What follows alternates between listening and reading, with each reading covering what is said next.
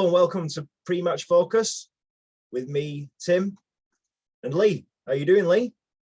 You all right, mate? All good. Looking forward to the proper football finally coming back. Well, tell me about international boring crap. It seemed a bit long-winded, doesn't it? Yeah. Well, like I said, I think it doesn't feel like the Premier League's actually got started because of the amount of times, but the internationals just come in the way of it. You know, was it like the second time already, and now we've got in 4 weeks another international break. It's just stop-start all the time, isn't it? Yeah, endless this year, mate. Yeah. Wait till next season when the World Cup comes in. Yeah, but I shouldn't imagine that'll be it'll calm down a little bit now. Obviously, we're on the year backlog. Yeah, this will be the last round of fixtures, yeah, definitely. I'm hoping once the World Cup comes around next year, then anything from that will just be standard procedure again.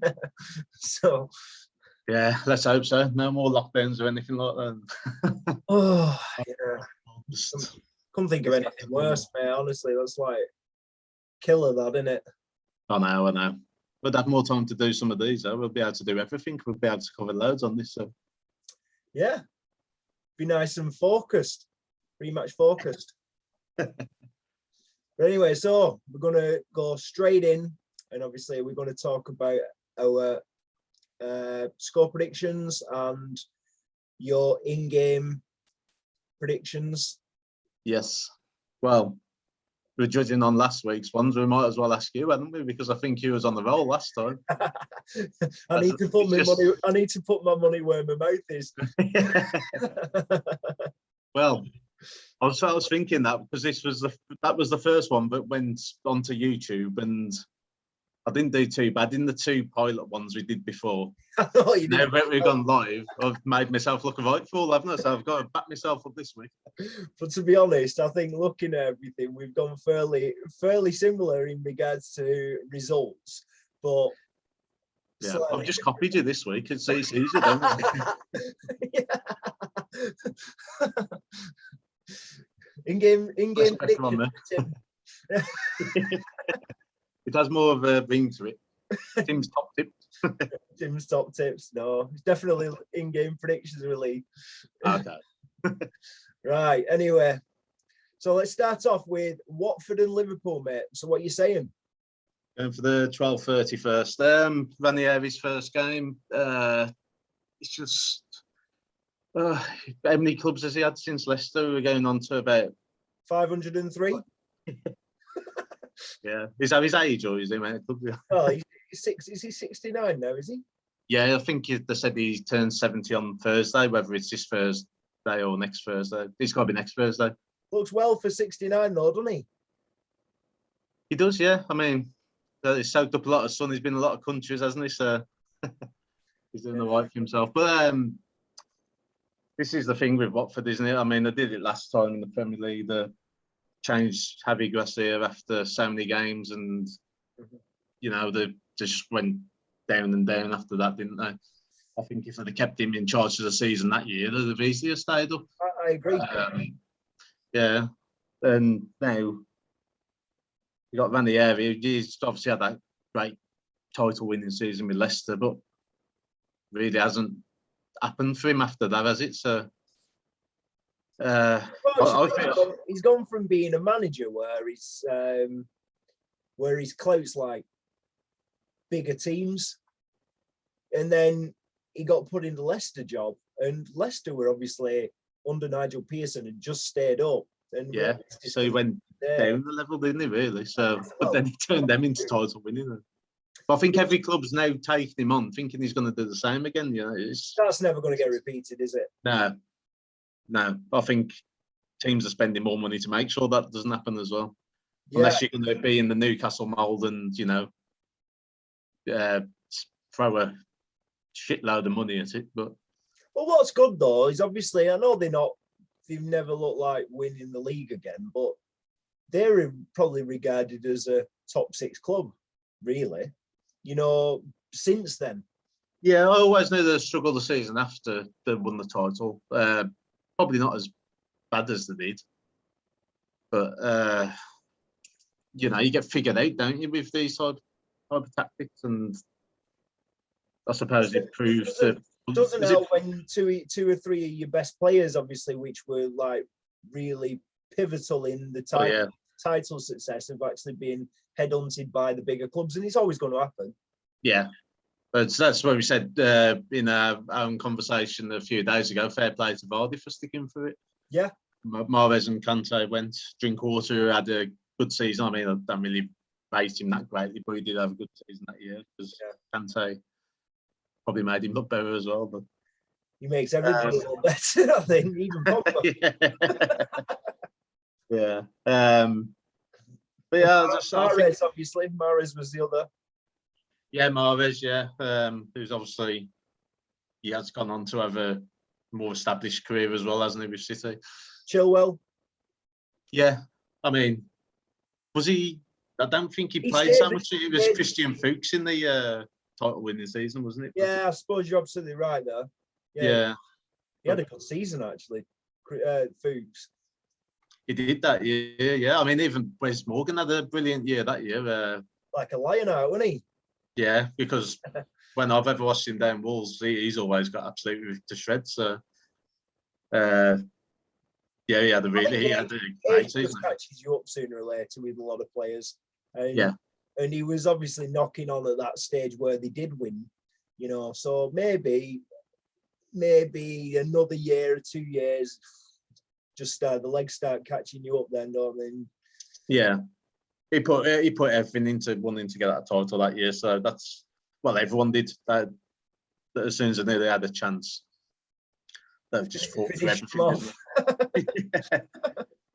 With Ranieri appointments, I can't see him lasting the season, and I think they'll just end up catapulting. I mean, like we've mentioned, who we think might be in relegation trouble, and I think now that they are in relegation trouble, but after a steady start, I think if he can come in and kind of steady the ship a little bit and bring a philosophy like we talked about before, and basically, if they can stay up, that's a huge achievement. And I think Watford chairmans, I don't know what they expect there really, changing managers like fucking underwear.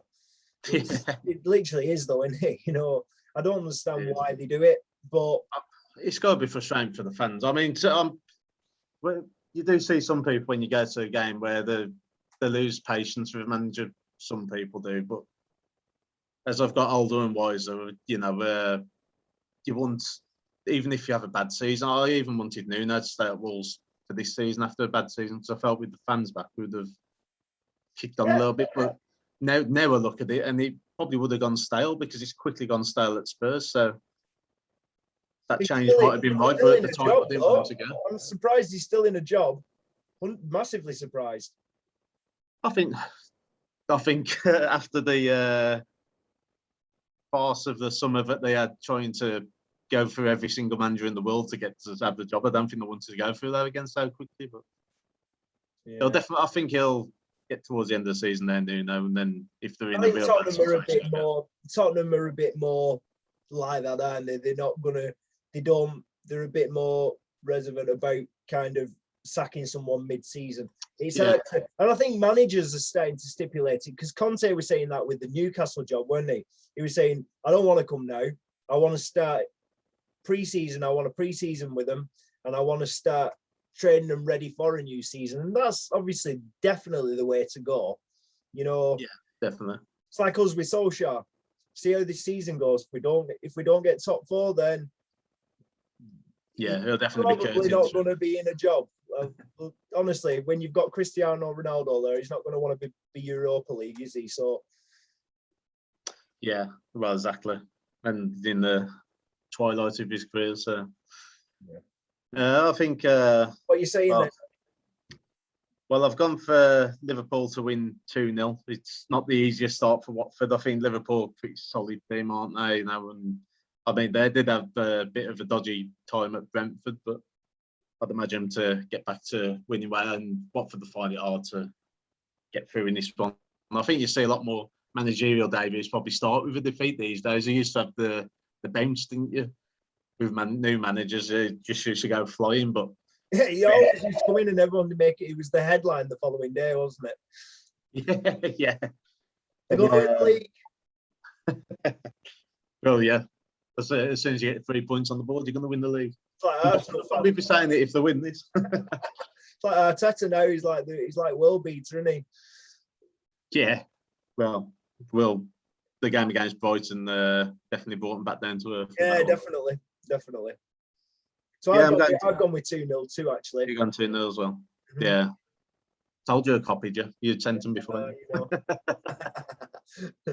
No, honestly, I'd read these out before Tim sent them. He did. I can vouch for that. So anyway, Aston Villa and your team, Wolves. Yeah, it's going to be. I'm surprised it's not a televised game, to be honest with you. It usually is. Big derby. And you've got West Brom Blues the day before as well. So it's going to be a Midlands derby weekend. Full on. Yeah. So like shop windows battered everywhere, isn't there? Well, the West Midlands police are going to be in for every weekend, I think. Yeah. Fancy putting both big derbies on in the same weekend. I know. Maybe that's why we're on at 3 and not 12, so that they can have a bit of time to recover for the next start. And when they do it at 5, because it's going to get dark early already, isn't it? Yeah, well, I suppose you're absolutely right. Yeah, that's obviously what it is. Crazy. Yeah. It'll be a good game. It's always keeps you on the edge of the seat, this game, even if it's 0-0 after 80 minutes. It's, derby games always have that effect, don't they? But I've gone. What are you saying with this one? I've gone for a Villa win, and for the start of things, I can't make it look biased. I'm going to have Wolves to win every week, and that's probably one of the reasons. So they're going to have to lose some games, but just be unrealistic anyway, wouldn't it? Maybe I can. If I say that Villa win, it might be roles reverse as well, and Wolves will win. But I think that I'm going to give my reason for it, because I haven't just made it because of that.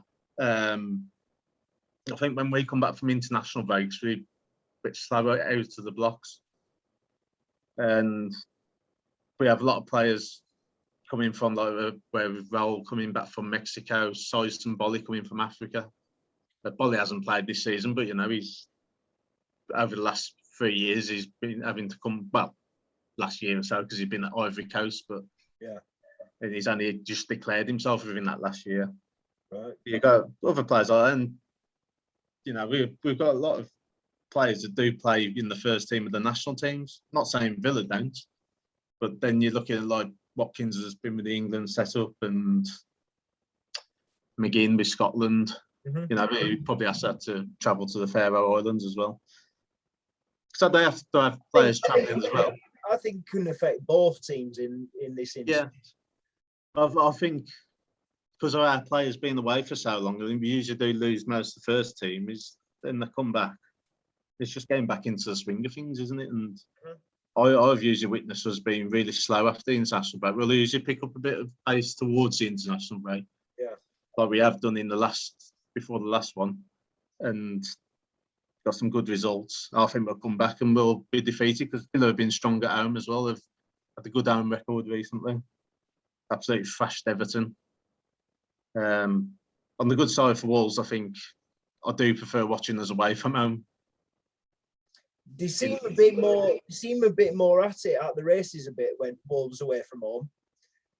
Yeah, I think it was sort of the same as Nuno, in the way that they like to try and counter and get up there quick, don't they? But we have defended quite well as a unit this season. Yeah, definitely.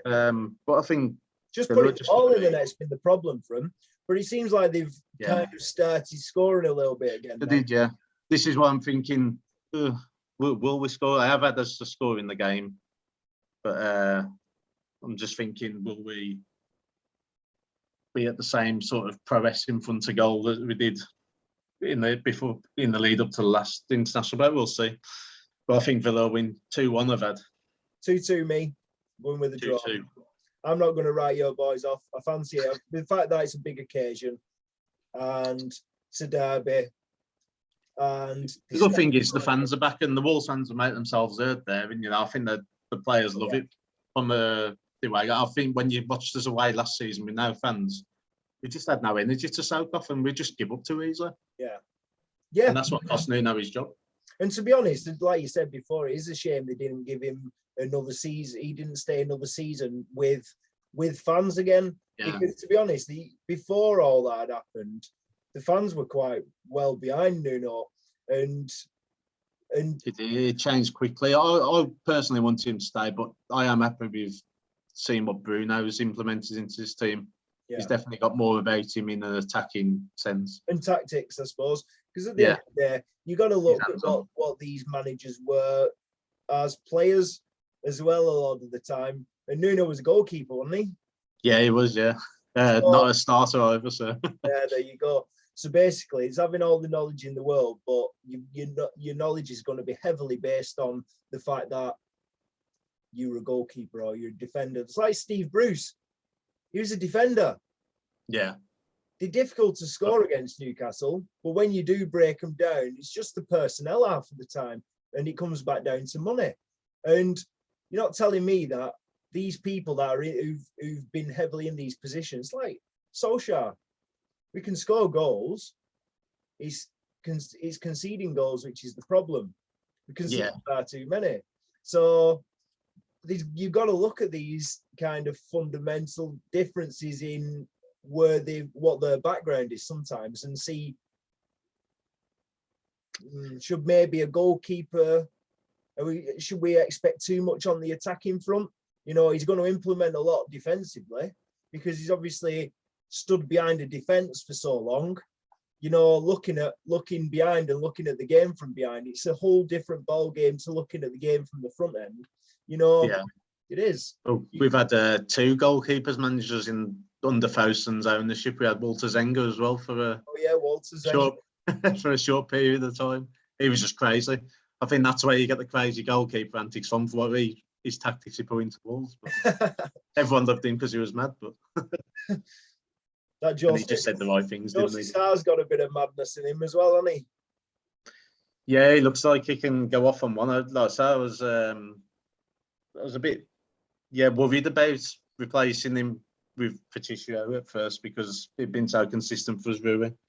But I tell you, I like the look of this lad, though. Yeah, but he's definitely got the distribution. He's got the aerial ability and shot stop it. He'll just throw his body in front of it, you know. But he's probably not as well equipped in terms of his shot stopping as Rui, but he definitely puts his body on the line to try and stop it.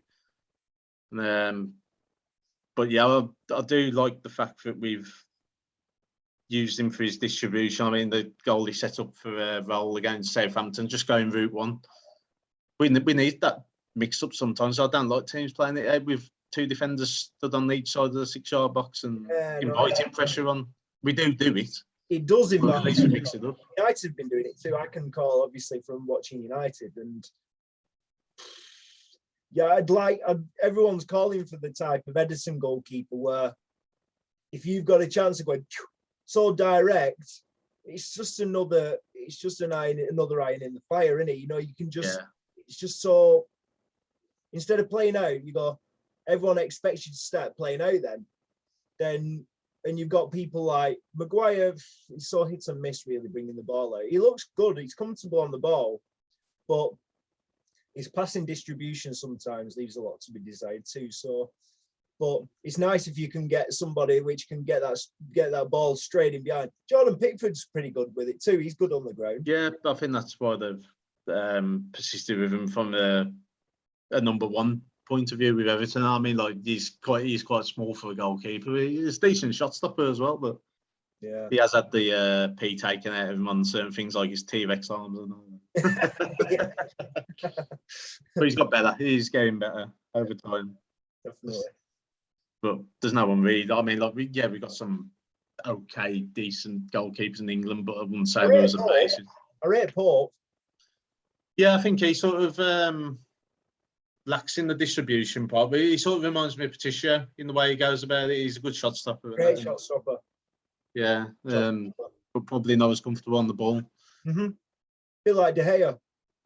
Yeah, it is. There's 2 types, isn't there? Really, there's the ones that are comfortable. I mean, it's if you've got one who's comfortable on the ball and the shot stopper.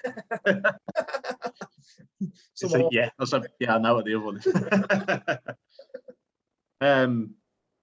Yeah, if you're comfortable on the ball and a great shot stopper, then you're going to be classed as ball class, aren't you? So. Yeah. So this is what separates the top two for me, because it's like even Chelsea, I think that could be that's always been their Achilles heel, is you had Kepa and Edward Mendy. He's great shot stopper, a hell of a shot stopper, but distribution wise isn't the best. Yeah. De Gea, was the same, great shot stopper, isn't the best distribution wise. He's not going to ping some balls over for like the likes of Cavani or Rashford or whoever to chase after. But you've got Ederson and you've got Alisson, and both Brazilian, but I don't know whether that counts something. But it must they are both a mold of each other, really. Yeah. And there's no hiding the fact that causes a lot of success for him. Yeah. On the talk of goalkeepers, I mean, with this game, Villa Wolves, but how well as Emi Martinez come on? Because I've seen him on loan down Wolves, and I was thinking, bloody hell, what have we signed here? Because he let in some howlers. He's really come on. He looks like he's gone down the gym and toughed himself up for this. Well, he's not just that. Since he's become a national goalkeeper as well, he's kind of taken it all on himself to kind of better himself, I suppose. Yeah, definitely. He's had the right attitude towards it, because everyone would just probably think a few years ago he'd be like Arsenal's Stuart Taylor or Richard Rice, sat on the bench for years and years. Never understood why you get rid of someone like Martinez, who had a great season filling in when he played, to go and sign Ramsdale, and... But he has played well at Ramsdale so far. To be honest, he has for Arsenal. Yeah, he's been fantastic. Whereas I was kind of thinking to myself, I'll be playing Leno of the two. You would have on paper, yeah, looking at it. But now I kind of go back on that, and I think Ramsdale be difficult to drop him really now. Yeah, I think it'll result in Leno leaving, because he won't like that Leno. So no. But unless Ramsdale goes through a real rough patch or gets injured, then I think it'll result in Leno saying I've got to be number one. So yeah, exactly. Right, anyway, let's move on. Leicester Man United, Lee. What are you saying? For that one, I've gone for a Man United win. Same here. I think they'll win 2-1. Yeah. I know it's been a bit dodgy up until the international break, but you look at the way for him. Is he back? Is he probably make an appearance off the bench? Maybe might even start. He won't start. I don't think. I'd be surprised anyway. But then again, he played a behind closed doors game last week and scored 2. I think I've seen a tweet about that. Yeah, that's interesting, because I'll tell you what, I'll talk about this a fair bit, because in regards to the United thing, you've got no width whatsoever. When Rashford comes back into that team, if you put Sancho out right and you put Rashford on the left and keep Ronaldo down the middle, you're creating a lot of width. And these players are going to look to get the ball in the box, and they're going to look for somebody. Rashford will look for Ronaldo. Greenwood has not been looking for Ronaldo. Pogba doesn't give us Pogba doesn't give us the width out there. So you're playing Mason Greenwood, who's a striker, out on the right. You're playing Pogba on the left, and all they're looking to do is come in the middle. So they're not creating anything out wide. And I feel sorry for Luke Shaw, to be honest, because obviously before Rashford had gone and had his shoulder surgery, he'd made a really good connection with Rashford down that left-hand side, and he was working. There was the overlaps. It just really works. So when Rashford did decide to cut in, then Luke Shaw's taking someone out on the left-hand side. We almost need to replicate that on the opposite side with Wan-Bissaka and Sancho. That's how I'd go anyway. But I do agree with you. I think United will win. I think the fact that Leicester have had some injury problems to some key players defensively is one of the reasons. And I heard that indeed he wants to leave as well now. So I think they've had a few problems with Tillmans as well, sort of expressed his openness to leave at some point, hasn't he? So central midfield pairing, that's not good, is it? Yeah. Well, look how good they're both are, They're both brilliant players, aren't they? They're both going to go on to bigger clubs eventually. But and the Leicester fans booing them off a few weeks ago. I did that. I didn't know that. That was a headline too. Yeah. Yeah, the reason why I've gone with it, I mean, when was the last time Man U lost away? I know they lost away in the Champions League, but that was down to 10 men. Yeah, they shouldn't have lost the game still. But we're like what you claim Wolves are amazing on the road, struggle. Honestly, the opposite of the Ferguson era, where we were absolutely unbeatable at home, we're kind of almost unbeatable away. You know, we're coming to these grounds and turning them over, whereas that was like unheard of before. You know. Yeah, definitely. I've been impressed with the way. So I like the way they do set up because, you know, I've seen it a few. I think there's such state out when they come down to Molina recently to try and nick that result. You know, Mourinho couldn't bloody write a win against Wolves. They were like his major bogey team. The Newcastle problem. Yeah. Newcastle always did them in, didn't they? In the latter stages, they did. Not earlier on. Mourinho and Newcastle. Yeah. Yeah. He's played against them that many times. And I'm trying to recall the actual history of it. When Solskjaer came in, we absolutely battered Newcastle. Which was probably, well, then again, I'll say usually the way when I was growing up, Newcastle stuck 5 against United, didn't they? So. Yeah, no, I still remember that to this day. Still haunts you. Yeah, massively. Did that chip from Albert? Philippe Albert, you were good on him, wasn't he? I just love that goal. He'd have never done anything like that as long as he had a hole in his ass. Yeah, another reason why I've gone for United to win is with Leicester's own form. They haven't won at home since. I mean, it's usually been their, you know, it's been their fortress, hasn't it? Yeah, absolutely.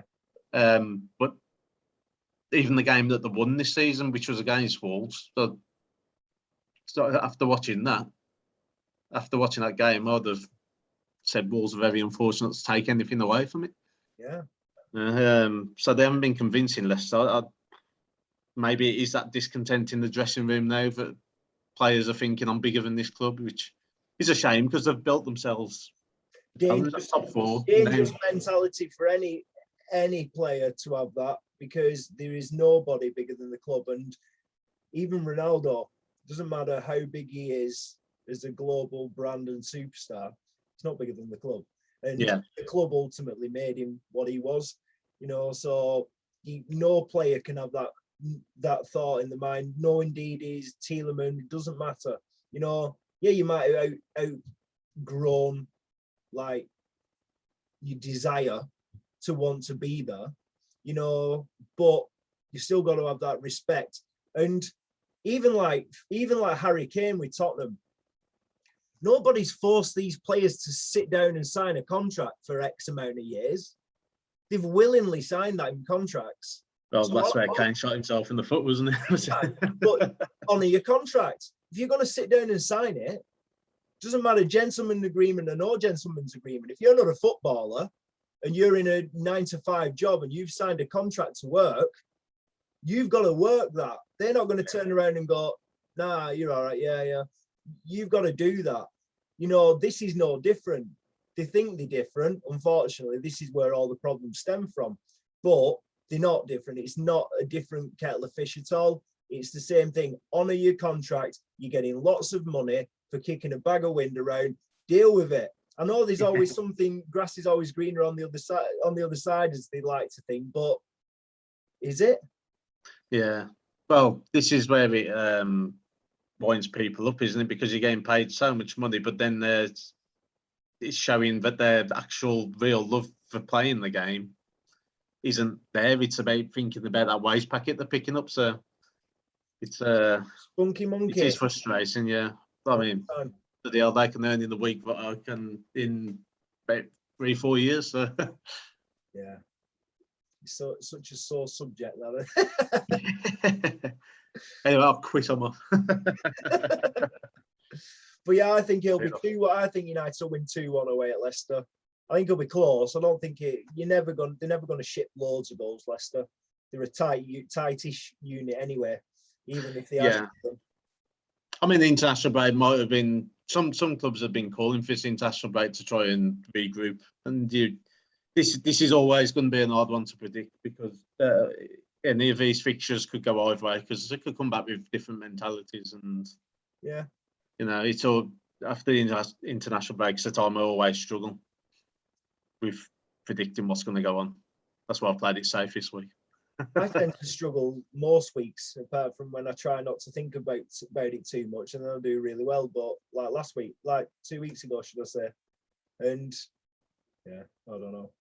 It'll probably be all over the place this weekend. If you're all over the place, I will be as well. Well, yeah, it seems that way. But I think we can't be that far out. I think the match results will probably be close enough. I think. Yeah. Don't be surprised to see a draw, but. Yeah, to be honest, I did put it down in first, and then I thought, nah, United are always looking too good away at the minute. If it was the opposite way around, it was Man United Leicester, I'd have probably said it would be a draw. Yeah, like you say, they're sort of struggling to see teams off at home, aren't they? So yeah, big time. So anyway, let's move on. Man City and Burnley. Yeah, well, everyone's only going to surely see one winner in this, aren't they? Unless the most optimistic Burnley fan thinks they're going to get something there. But got a dream, mate. Got a dream. Yeah, they've done it before when probably the best chance for Burnley is if Man City have a player sent off, I suppose. But yeah, what was the other one a few years ago on the Eldon at Burnley? Or did Aguero score later on or something like that? Yeah, so it does ring a bell. That does. I think they might have held on for a draw. Yeah, I think they were winning all the way through, and then Aguero got a really late equaliser. I think really late. Yeah, couldn't hit a bar door all game, City, and then all of a sudden, I think they had about 40 shots or something stupid. They're all getting blocked. I think Tarkowski and me had blocked about 20 odd shots apiece. That's what you're going to get from Burnley. They don't know what to expect this team do. They've all been together for such a long time. But I think you look at the last few times that City have played against them, the last couple of times at home they've played against them, they've scored 5 goals at the Etihad. So, and Burnley haven't had no reply to him in the last 4 games, home and away. So, yeah, probably around about a similar sort of result this time, I'm thinking. What are you going with? I'm going with 3-0 for this one, only because it's just after the internationals. Might take them a bit of time to. I think if this was probably the week before, I'd probably have been saying about 4 or 5-0 City. Well, I said 3-0 with 4-0 City, but I also think if we're talking about internationals affecting anything, it surely benefits someone like Burnley more than it'd benefit someone like City. Yeah, that's right. I think they'll probably be a bit more compact as they usually are at the back. Mm-hmm. And City will probably just need a bit of cohesion to come back to break them down again. So that's probably why I think there'll be a couple of less goals, but on City's behalf. Yeah. Well, I'll tell you what though, mate, honestly, it pains me to say it, but watching Liverpool and Man City the other week, that's the pinnacle of the Premier League at the minute. Watching I did mention that the the top teams usually playing each other are usually boring games, aren't they? But at least they've been an exception to that. That was a hell of a match. Game. That was a hell of a match. And you're looking at 2 major heavyweights there. And I don't think Chelsea or Man United are anywhere near them, unfortunately. I just don't. And it is painful as a Man United player to say, but obviously I am unbiased. I try and look at it as it is rather than. Yeah, you have to respect what teams put together, don't you? I'm sure as I said Villa aren't really a team I hate or anything, but they are rivals to Wolves, and I'll freely admit that where we had 3 or 4 years being the better team in the Midlands, that they've reclaimed their stake at being the top Midlands club again from last season, from what I saw. It's only recent, it's only close, so yeah, we picked up a bit of form, but I think Villa have put together a good squad again, so being well These things run at happen, the don't minute, they? Villa. They're being very well run at the minute, Villa, and Yeah. and they've got a project there, and I think if you've got a project and everyone, even I hear all the phone-ins and stuff with the Villa fans, and especially when they were on about Grealish going to City, and they were like, why go to City? We've got a project here and we've got a plan and it's going to be a big plan and blah, blah, blah. And they all believe in it, even down to the fans. So whereas you look at other supporters of other clubs and they're almost wondering, look at Tottenham especially, they're wondering what the plan is now. You know, what plan have you got for our football club? What plan have you got for our football club that we slave all week to save up the money to get the tickets, or even save up every week to save up to get your season tickets, you know? Yeah. And they've got a right to, in a way, but also to a certain extent, I suppose. These some of the things that fans like to try and get to the bottom of.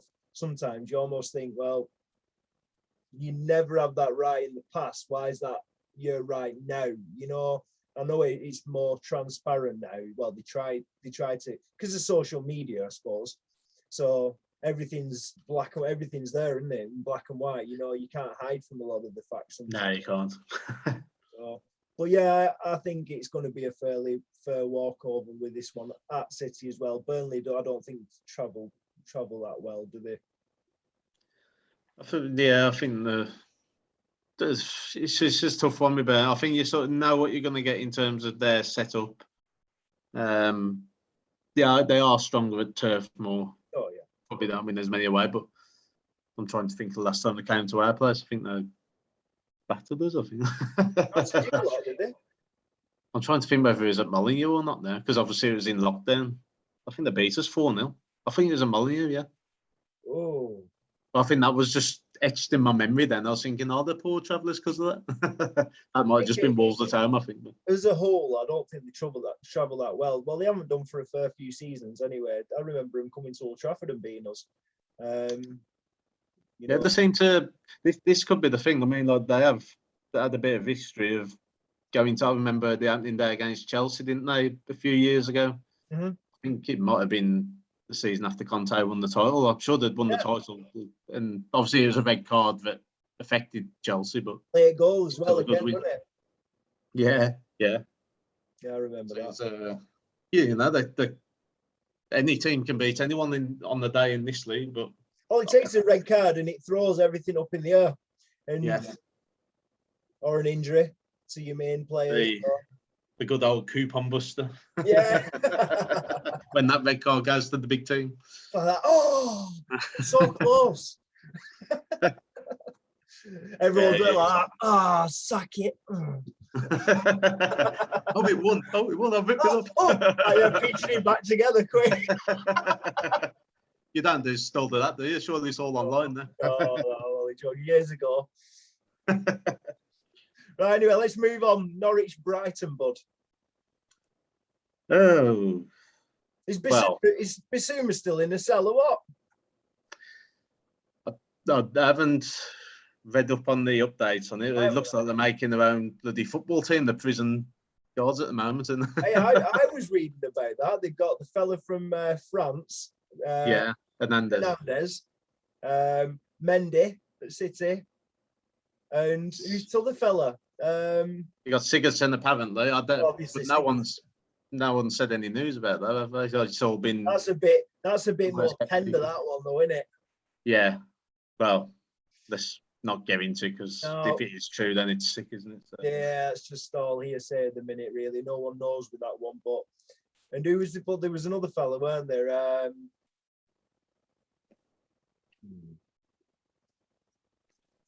Obviously, got Adam Johnson a few years ago. Again, that's on the same wavelength. Yeah. I like to bypass them ones really quickly because that's a bit close to the bone now. It's like, I'm not into that. Oh. Yeah, let's get on to the football. You got kids, you know, into that.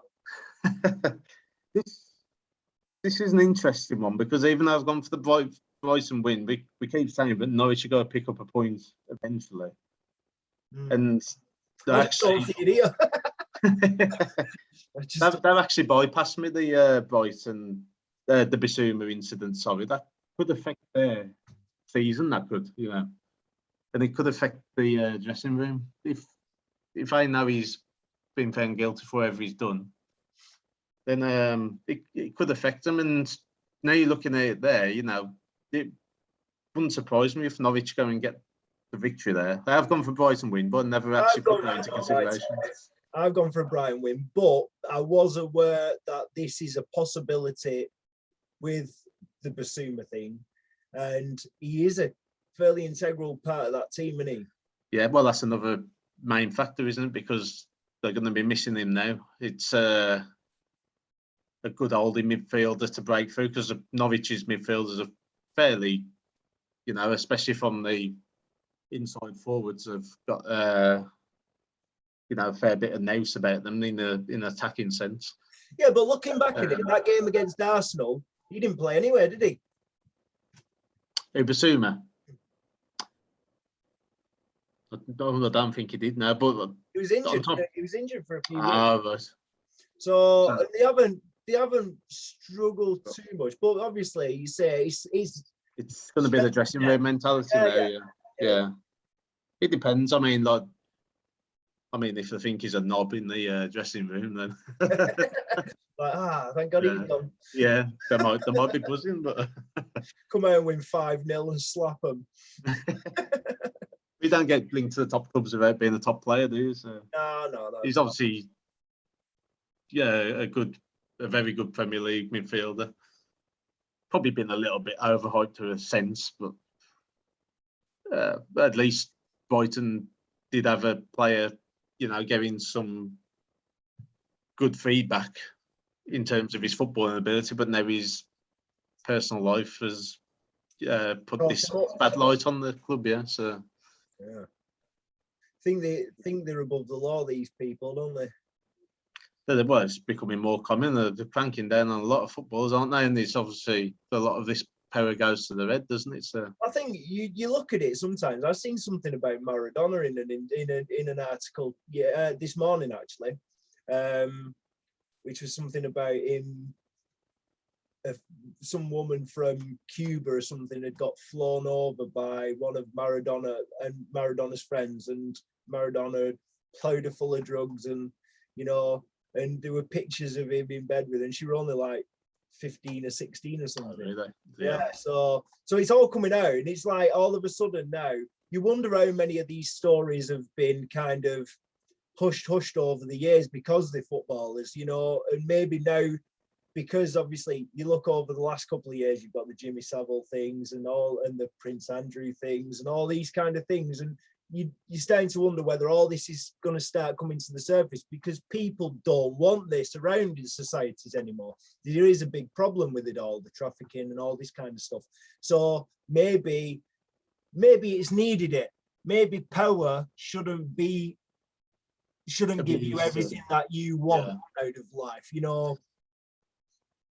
I'm sure there's other ways they can get around with the money rather than actually assaulting someone. So, Buy a boat or something, isn't it? Yeah.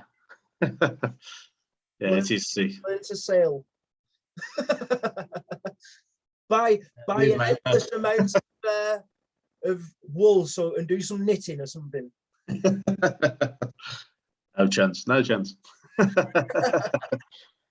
what are you saying? So you gone with, what did you go with? I've gone for Brighton to win 2-0. But 2-1. the more Pookie.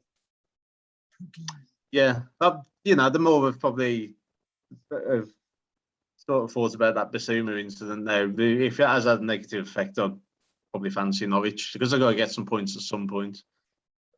But I think, I was a bit naive with that one. I've just gone straight in saying Brighton. But... Well, I said Brighton. I still think Brighton, to be honest.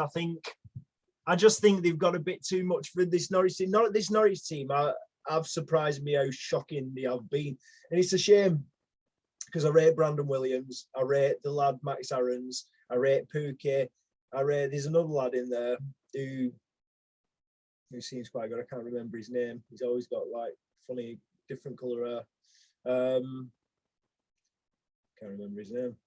But anyway, but the problem is that team needs to be able to play as a team and be solid as a team, and they don't have that about them for me. I just don't see where the win comes from.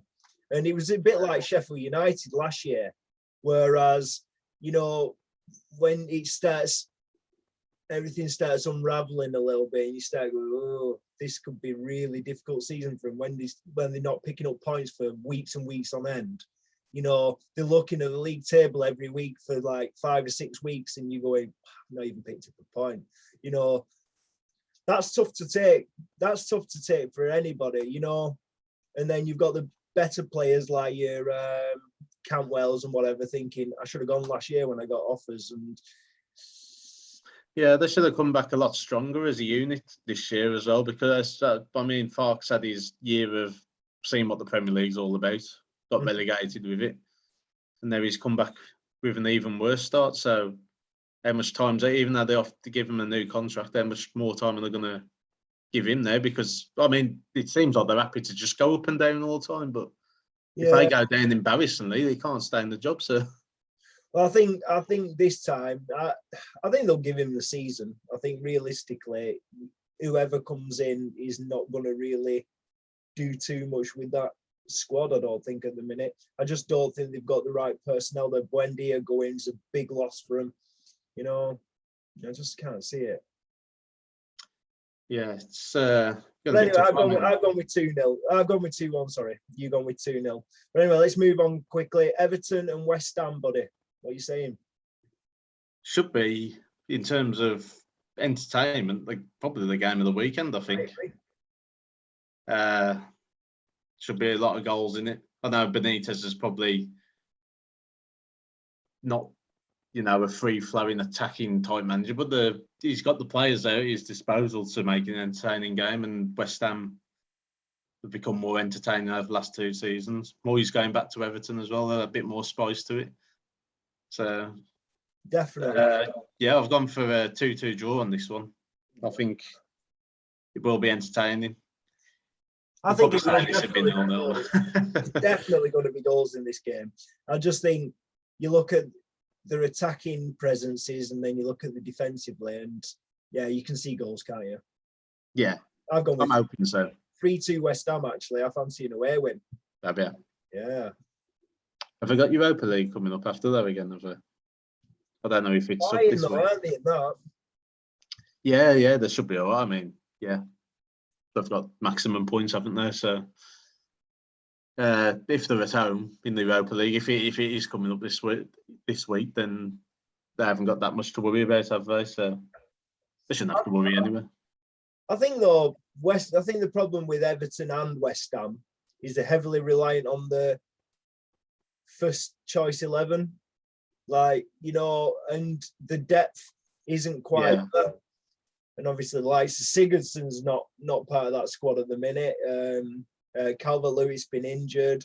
James Rodriguez were obviously there last year, not that he spat his dummy out, but obviously it's still, when you see that name on the team sheet, it kind of puts a bit of fright into the opposition team, because on his day he can do something remarkable, can't he? You know. But the same with West Ham, in my opinion. Antonio, when he's been off injured, or Soucek's been out, or Rice has had a week out, they've just struggled a little bit. Yeah. Who do you think will finish the higher? Do you reckon? I'm guessing you're thinking West Ham because of the match result for this one, but it's been different for me, really. I think either of them. I think both of them will be in a similar position. I think they'll be like probably next to each other, I reckon, this year. Yeah. Maybe Leicester in between them or around them, maybe. I don't know. But well, Everton, obviously, probably 2 of the signings of the window as well, with Gray and Townsend as well, haven't they? So yeah, it's working. Yeah. It's definitely I'll say natural wingers, but they've sort of been playing on the opposite side, haven't they? I think Gray's played a little bit more centrally, hasn't he, in recent games? Right footed playing out left and the left footed playing out right. And it's the way he should be, really, in this day and age, because both of them can go outside, go outside. And they get, like, going back to my United comment, it gives them width. And when you get width, it opens up the whole of the pitch, and it allows your central midfielders to play. And And that's the way of the game. That's old school game, and that's the way it should be played. Unfortunately, instead of having all these false nines and this, that, and the other, I like the way that is played, because even like the old United teams of old, you had Kanchelskis, Gary Neville down one side. They could go in and inside or outside. You've got your overlaps, takes a defender out. It's just the way to play football, in my opinion. I like that style of football. I like 4-4-2. Yeah. I miss 4-4-2. Honestly, I do. I miss that 4-4-2. This is what we're waiting to happen down Wolves, because I don't think it'll happen with the person he's got at the moment, but apparently that's Bruno Lage. The way of playing this 4-4-2 should be interesting to see. Old school 4-4-2, man. Honestly, I like it. I'd even like United to I've thought about it at times, putting Cavani and Ronaldo, trying it out. 4-4-2. Yeah. But imagine Everton with it now, because if you've got it the old-fashioned way with that, you've got Rondon, who's great in the air. Calvert-Lewin's pretty decent in the air. Yeah, exactly. Imagine players like Townsend and Gray. Pinging balls in. Yeah. And even like you look at the wing backs as well, like Luca Dean. And Coleman as well. And Coleman, yeah, Coleman probably don't play as much these days, but yeah, he has got a great delivery on him when he gets going. Absolutely. Honestly, that is, for someone like Everton, that's the way to go, in my opinion. You've got all the tools there for a 4-4-2, and for it to be so effective too. You've got someone like Alan, who's a bit of a workhorse in the middle. It just seems to work. And the curve, yeah, absolutely. He's more box to box than Alan. Alan will kind of sit and do all the dirty work. But Decore is a cracking player. Yeah. Very, very well suited to this league. I think obviously Big End got linked with a lot of clubs when he was at Watford. So yeah, he's a very good player. Everton got him, actually, to be honest. If he's chose it, I mean, like, it depends who actually put a bid in for him, doesn't it? But Everton's a good club and a big club, and probably more security over knowing that he'd play. If there was other offers on the table, I reckon fair play to him if he went there to go and play, because exactly, he's like a mainstay. He's usually one of the first names on the sheet you're looking on there. So yeah, he must just want to, as long as he's staying in the Premier League, he's happy. I like that mentality. Yeah. So anyway, let's get some results. So I've gone with 3-2 West Ham, and you've gone with 2-2. Let's move on then. Newcastle Tottenham, bud. We've obviously had a big chat about Newcastle in the previous video. Yeah, it's going to be. This was an hard one to pick. This one was because the Newcastle, the place will be buzzing in terms of St James's Park, but the only it's still the same Newcastle. It's still the same Newcastle. You've still got Steve Bruce there, who they just absolutely hate, don't they? So it's going to be a bit of a weird one there. I mean, if he'd have gone, be a really weird feeling knowing you've got the richest owners in the world, but it's still the same team and same manager and same setup as it was before. Unless they kind of decide that he's not going to have his 1,000th game in charge, and because we still don't know that, do we? No, so we're doing this on Thursday night, and there's still a chance that he could be sacked by Friday. That would be a shame. I think that's fairly out of order in my opinion. You've got something as big as 1,000th game, you give it him, wouldn't you? With his boyhood club, but then at the same time, he knows his time's done now, doesn't he? Maybe he'd want to have his 1,000th game as a new manager, where he might be respected a little bit. So, because they ain't got no respect from the Newcastle fans, have they? They've made for so long, haven't they? I tell you what, though, they kept him in charge for his 1,000th game, and Newcastle went and turned Tottenham over. I tell you what, I think the mood had changed a little bit at St James's Park, mate. Yeah. Well, with the game, I've gone for it to be 1-1 because I just couldn't decide what was going to happen. But from what I've seen of Spurs travelling away, I mean, like what I said about Wolves being away under Nuno, we play some good stuff, but it hasn't happened for him at Spurs. Whether that's his change of tactic in terms of his formation there, I'm not too sure. But Arsenal, they were horrific when they played at Molineux. which I've got to witness for myself, that were poor. You know, they only won for a penalty. So yeah. I just think they're going to have a bit too much for this Newcastle side, and I think the fact that is the same Newcastle at the minute determines my kind of decision. I think it'll be close. yeah, I think it'll be 2-1 to Tottenham, but I think it'll be close. I think it'll probably be. I think Newcastle might even go ahead. To be honest, so the place should be rocket. I think they'll probably forget everything about the man. I think they know, and the manager knows himself that his time's done there. Maybe they might show him a little respect because they'll probably, if it is going to be his last game, they know it's going to be his last game. Then they might just give him a bit more leeway and forget about it all and know that they're pretty much the richest club in the world now. So maybe it's going to be interesting. I mean, it should be buzzing. There was all outside the stadium dancing and singing and drinking, wasn't there? So yeah. So when they get down to it, there's going to be chants about the new owners and that they're going to want to make themselves known to them as well. So that whoever's gone there to represent, like Man Stavely, and I think there's another guy there, isn't there? With Yeah, so they want to show her what they're all about. So I think the place will be absolutely rocking. I think they're going to come crashing straight back down to earth. I do. I just think, and realizing that it's going to be a first slog till January for them because it's still the same team. They're still struggling. It doesn't matter. I think obviously Wilson, if he comes, they talk about him being back for the weekend. That's almost like a new signing again for him every time he does come back because he's one of the only people. Although Maximan and Almiron are busy and they look lively and they're quite exciting, it's just no end product sometimes. Yeah. It is hard for me. I suppose the negative in terms of how they go about it. Newcastle is. Sorry, I just got distracted there. Yeah, it's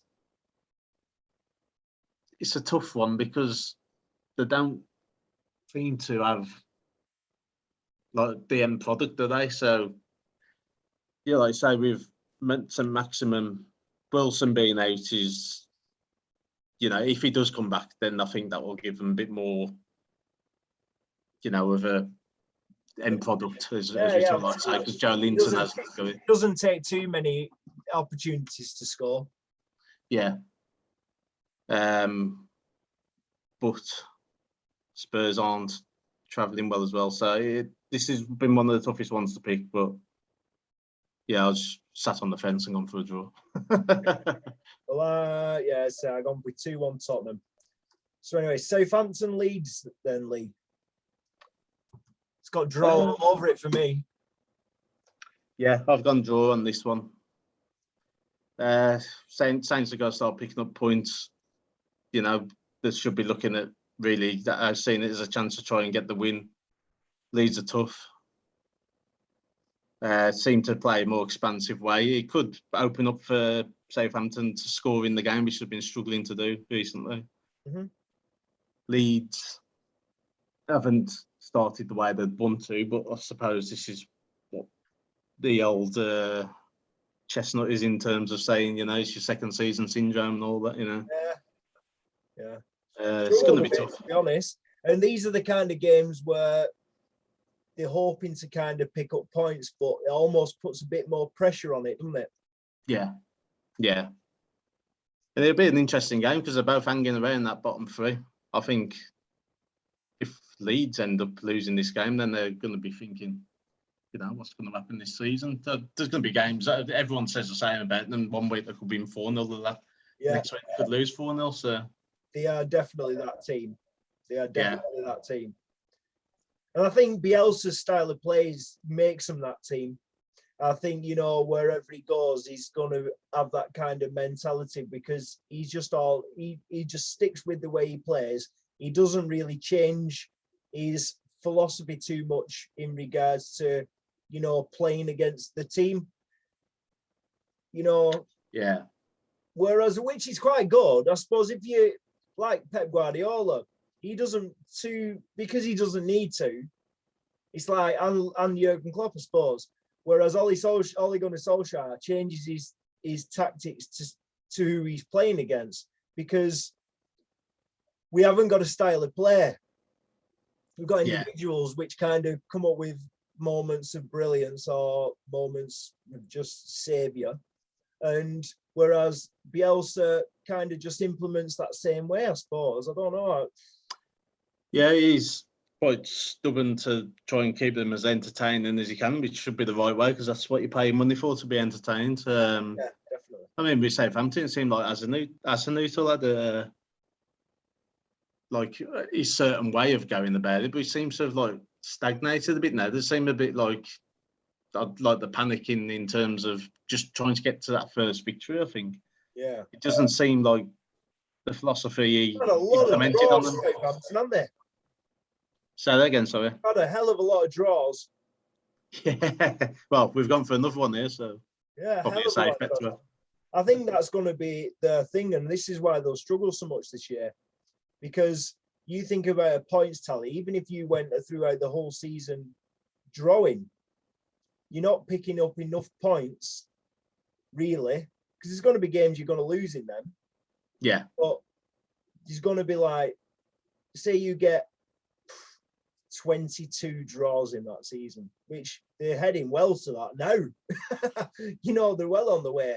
You're going to lose a few as well, and then the wins aren't going to make up for it, are they? So no, not at all. And who are they beating? Norwich, Watford, maybe. Well, everyone else wants to be looking at them. Everyone who's down the bottom looking up, it's say Southampton or above them, then they're going to be wanting to beat Southampton as well. So it's no guarantee for them. I think the fact that they got rid of Ings as well, that's a big loss that for them. Yeah. Big yeah. loss. I mean, they've took a risk. I mean, Livramento looks a good player, and the other guy they brought in from Chelsea, is it Bro his name? Yeah. Big lad. Yeah, but it's a risk because they've not had much first team experience. They're going to get it there, but it's a big season to bring him in for. Yeah, obviously, what's the fella who was at centre half called, the big fella who left? Vestergaard.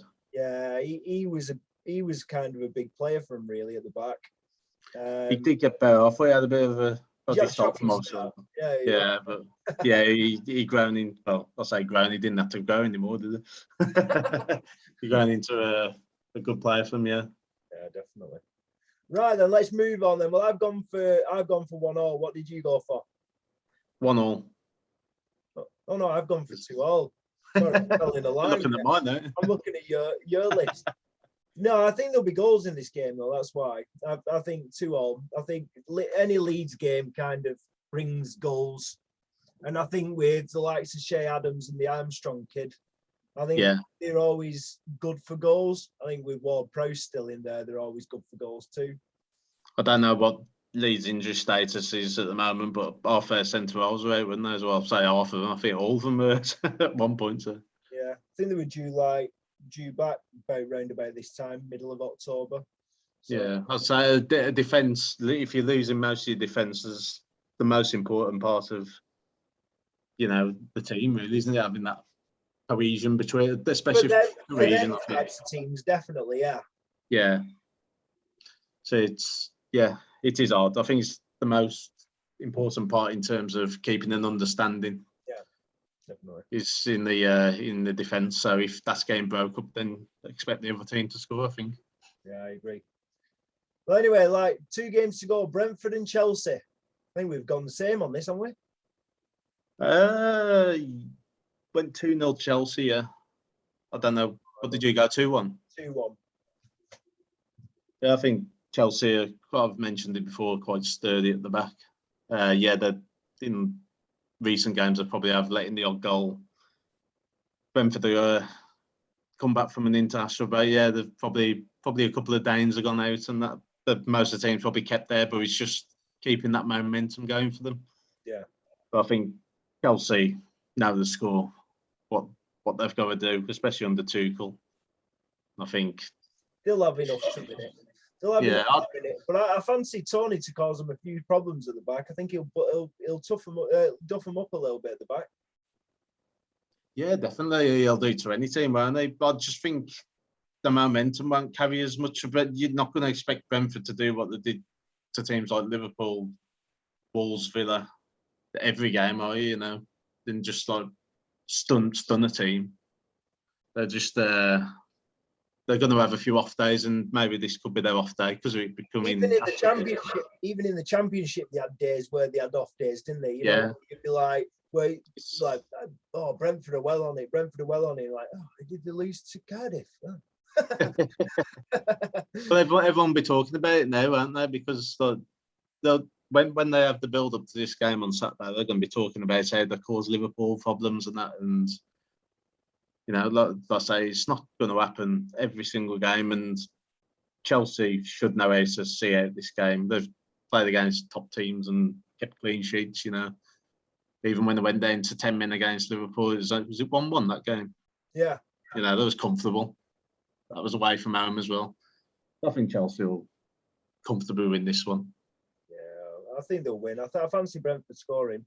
I think they've got a lot going forward, Brentford. I do fancy him scoring. 2-1. If it's anything like the Liverpool game, it's going to be game of the weekend, absolutely. But I think they'll get stagnated a little bit this time. Yeah, I think you're probably right. I think Chelsea have got just too much for them. Yeah. But fancy Lukaku to score again. Yeah, you will do against the teams at top six, like you said before. Yeah, definitely. So anyway, last game, Arsenal and Crystal Palace. I think this has got all the hallmarks to be a cracking game. This. Yeah, well, I mentioned. What was that? Vieira return. Yeah, of course. Yeah, I didn't think about that. Yeah, I think it's going to be a feisty one. I think they both got this will come into one of my tips at the end. I think this is going to have a few yellow cards in it, and Mike Dean's the ref as well. So. Oh yeah, you know it. So this is going to be a feisty one. They both got teams that get stuck into each other, so probably not as much under Vieira as it was under Hodgson, but they've still got the players, the personnel there that will kick a few lumps out of players. So definitely. Honestly, I think Vieira's doing a good job there. To be honest, you can start seeing a slight style of play, and they've got some more creative players. I like that Gallagher kid. Yeah, I don't think he'll have the future at Chelsea, but you know he could definitely make. I think he could be a top half Premier League player, definitely. Easy. Maybe someone for Newcastle to look at in the short term, but I don't know what the loan deal would be with Palace. I'd imagine he'd stay there for the season. Yeah, maybe. Be something they could do with. But... So what are you saying then on this one? I've gone for 1-1. I've gone for 2-2. I think Palace will go at them. I think they'll not be scared of them. Mm-hmm. I don't think many people are scared of Arsenal now. I think they see it as an opportunity, don't they? Yeah, and also I think the fact that Vieira's got insights into Arsenal, I think he'll stand them in decent stead, really. I think he's got a real opportunity again, a result against Arsenal this weekend. Yeah.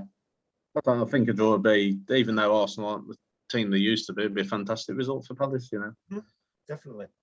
Yeah, I think it'll be 2 apiece. I think if there's going to be goals that are led from set plays, then yeah, I'd agree with you, there'll be more goals. But if the set plays are defended well, and I mean, I don't think Palace have got a great record of it, have they? So you could have a point with that, really. I think, you know, free kicks or even because of Mike Dean show going on, there could definitely be a penalty involved. So. I'd say more so now that I've realised that you've told me that Mike Dean's referee in it. Definitely. Yeah, I mean, goals in that game. I know. Well, it's a Monday night football game as well, isn't it? So he knows the cameras are on him. So yeah. You just wait. Right then. Well, we'll go across into our in-game tips league. So, what are you saying? We'll go back to Watford and Liverpool, Lee. So, what's your in-game tips for this week? For that one, I've gone a bit probably for a strange selection for this. I was trying to find a bit of value in it, and I couldn't really. So I've gone for if he plays Curtis Jones to score any time in the game, which is you know, I don't like going for tips that are absolute massive odds on because there's no value in it. So Mhm. I think he's around about 3-1. I think, you know, you had the tenner on that. You know, if he scored in the game, you gain 40 quid back. So that's probably what I'd say for that one. Nice. He's been in good form. So hopefully if he does play, then yeah. He's actually gaining confidence, and that's what goes back down to what we were saying in regards to game time. The more games you play, the more chance you've got to exert yourself a little bit and put a stamp on the game, isn't it? Yeah, definitely. So Aston Villa and Wolves, My old favourites looking for a fullback to get booked. Yeah, I haven't picked the fullback this time. I'm thinking maybe more I'll have a look through the Villa booking stats this season, and the guy who's usually in there is Douglas Luiz, and he's only been booked once this season. Again, depending on whether he plays, then I think he's probably more likely to probably drift out wide and try and take one of our wingers out, or even Raul or Wang. I thought you'd be all over a Matty Cash booking this week. Yeah, well, I was going to say the alternative is to have a look at Matty Cash and Matt Target. Probably going to be similar odds to Louise, because Louise is usually the favourite to get booked in the game. But yeah, I'll keep an eye on those two odds as well, Target and Cash. Having Wolves to score from a set piece? Oh, for a defender to score? Yeah. I mean, you could. I'm only trying to stick it down to 1-2 per game, but well, I've got them down for 2 goals. That's why you've only got them down for a goal. That's why. Yeah, it's going to be a tough one. I think Villa are usually half decent at defending the set plays, from what I've seen with Mings and Ponza two and Zabi. Courtney Horse, you know, usually like to get stuck in. So I think it'd be a tough one to score in a set piece, but you never know. I'm still waiting for Max Kilman to win me a few quid because he's good odds. He's a big lad as well. So, right. What about Leicester and United then? That one I've just simply, again, struggled to look through it and find some. I mean, the one you could have is both score no draw, because I have gone 2-1 in the game, and again it could throw the other way. You like that, anyway, don't you? Yeah, it's one of my favourite bets to do because it's got good value to it. But I just simply went for United to win. I think it was a decent. I think they're over even. I think there was 11-10 to win the game the last I looked. That's good odds. Yeah, considering the form of the two. I know United ain't been in great form, but they're away record. It's amazing. Yeah, compared to a stuttering Leicester team so far. So yeah, United win for that one. Ideal. Man City and Burnley. That one. I kept 700 corners. Yeah, I mean, Burnley probably won't get as many as you usually do, but no, I'm on about City this time. I'd say City will, because they'll be attacking once again. But if you want real good value on it, City over for you saying City to win 4-0 over 3.5 goals was real good. It went far off 2-1, which is really good odds considering City turn up, then they probably will score 4 goals. So I think they drew one, and even against Liverpool, they could have scored so many more. They were absolutely frightening, but I think they're missing an out-and-out striker. I just do think, but you're going to have them weeks where they're just going to fly in, and when you've got likes of Ferran Torres and Grealish and Bernardo Silva and Sterling usually pops up with 1 or 2, doesn't always comes up with Jesus. Bruyne gets in the goals, and it's an hell of a side. Mahrez, if he's playing, they've got goals on there, and I suppose this is why they can afford sometimes to play with a false 9. I suppose, but I think they do. I think it could even. I even thought about it could be 5-0 this. Yeah, definitely. I mean, like I said earlier, it was depending on how they're going to get back into the flow after the international break. Mm-hmm. The actual bet, the safe bet I've gone on with it, because it weren't bad odds itself, was City to score over 2.5 goals. So 3 goals from City would win you there. Yeah, ideal. Norwich and Brighton. This one all changing now, isn't it? This one probably won't happen though, because Basuma usually likes to pick up a yellow card. Won't be playing, so depends who they're replacing with. But I've gone with over 45 booking points. So if you haven't watched before or don't know about it, then 10 points for a yellow card. I believe it's 25 points for a red card. So, I think both teams got pretty poor disciplinary records from what I've seen in recent games. Mm-hmm. So, probably if there's 2 bookings for one team and then 3 bookings for another one, you got your 50 points built up there. If there's a red card, expect a couple more bookings to come about somewhere and then you'd win quite easily. So, yeah, over 45 booking points on that one. Ideal. Everton and West Ham. Simple one there, over 2.5 goals. 3 goals wins you the bet. Yeah, definitely. Newcastle and Tottenham. The best value I could find on that was double chance for Newcastle. So if Newcastle win or get the draw, that would win you the bet. I know you're saying Spurs, but the place will be buzzing. So I think it's a good one to have, because even if they get the 1-1 draw, like whatever I've predicted, then that would win me that. Mm-hmm. All right, then. Southampton and Leeds. Mentioned earlier in the preview that we reckon both teams will score in the game. So that is what I've gone for, both teams to score. Both teams to score. And Brentford and Chelsea. That one I've gone for over 9.5 corners. I haven't been given an update from my bookmakers on what those odds will be, but they're usually close to evens. So, you can double the odds of your stake basically if you win. Mm-hmm. So I've gone for just basically 10 corners in that game will win you the bet. Right. And Arsenal and Crystal Palace. I mentioned Mike Dean being the ref. So like the Norwich Brighton game, 2 teams that can pick up bookings around the pitch. I've gone for over 45 booking points.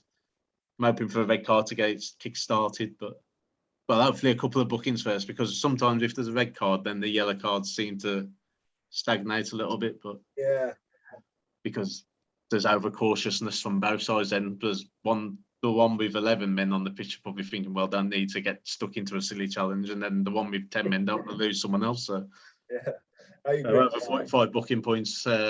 So yeah, 50 points will definitely win you that bet.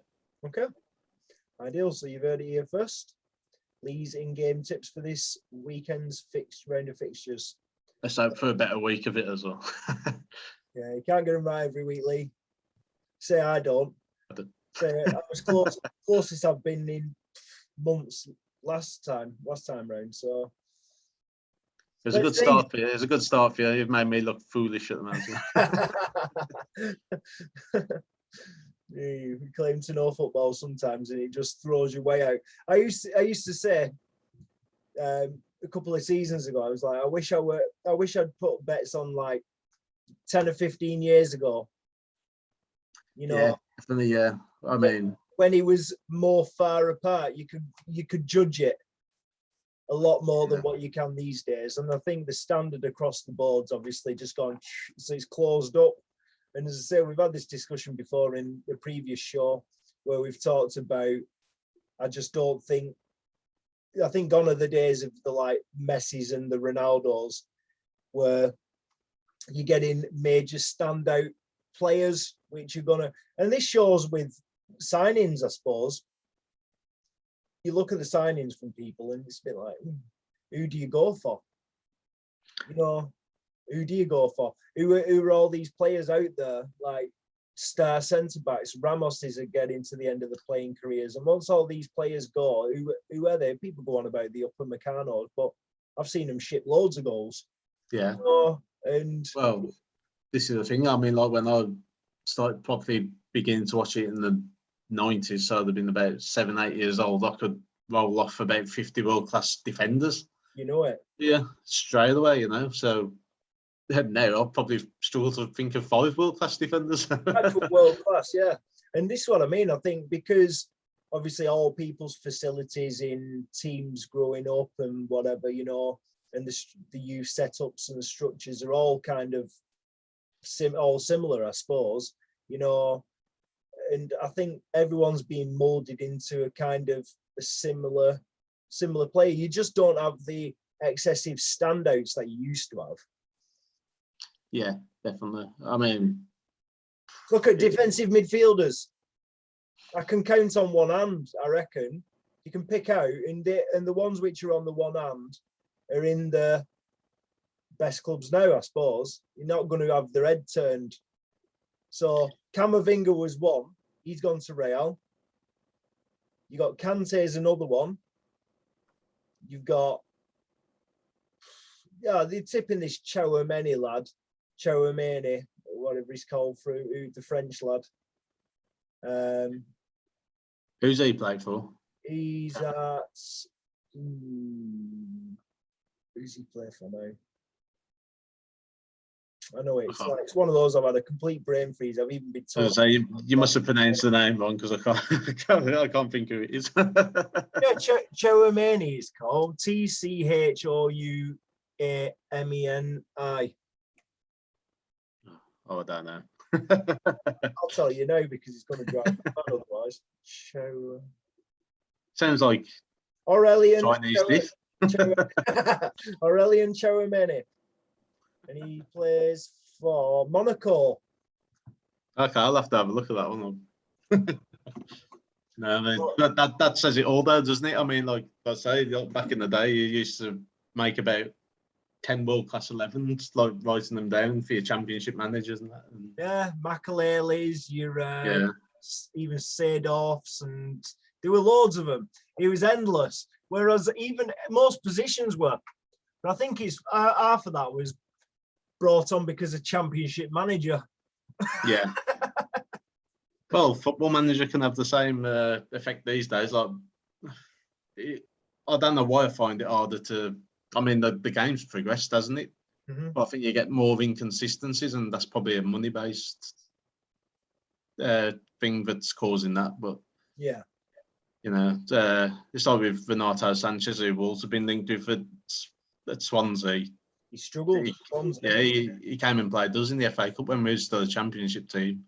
It was absolutely shocking. And then I think a week later, he passed to the advertising hoarding because he thought he was one of the players. Went to Lille, or the steward or something like that. Yeah, he's been really good. Literally reinvented himself, got back to Portugal first 11 at times as well. Yeah. And looked good in the Euros. Not going to lie. Really good, yeah. I'll be excited to see him there if he's going to play like that. Just hopefully he's going to be suited to the English style if he does sign for Wolves. When are they on about signing him? January? It was meant to happen this summer, but I think his injury record was putting Wolves off the price tag. But if he can prove his fitness by January, I'm led to believe that they'll be back in for him, yeah. I do. He's a more of attacking. I'm not saying he's a central defensive midfielder. He's more attacking minded, but he's an example of these players. Maybe he got his big move. Was he at Bayern? Was he? I think. Yeah. He got his big move there. Didn't really get many games, but had something gone to his head where he thought when he went to Swansea, I'm too good to be here. And I think that's the mentality of a few. Yeah. Yeah. But try and run before they can walk, some of them, don't they? Yeah. And what some of these players forget is it doesn't matter how good you look elsewhere. This is a different kettle of fish completely, and it's a tough league to come into and stand out. You've got to be something special to come in here and stand out. It's so physical. It's so quick. You don't have the time on the ball like you do in the foreign leagues. Go to Spain and look like an absolute world beater. You can go to Italy and look like an absolute baller because it's heavily defensive, but they'll give you about 10 hours on the ball. And it's true though, isn't it? French league, I think the German league is still not as good as the Premier League, nowhere near, because hence like Sancho struggle coming in, and there's been a couple which have.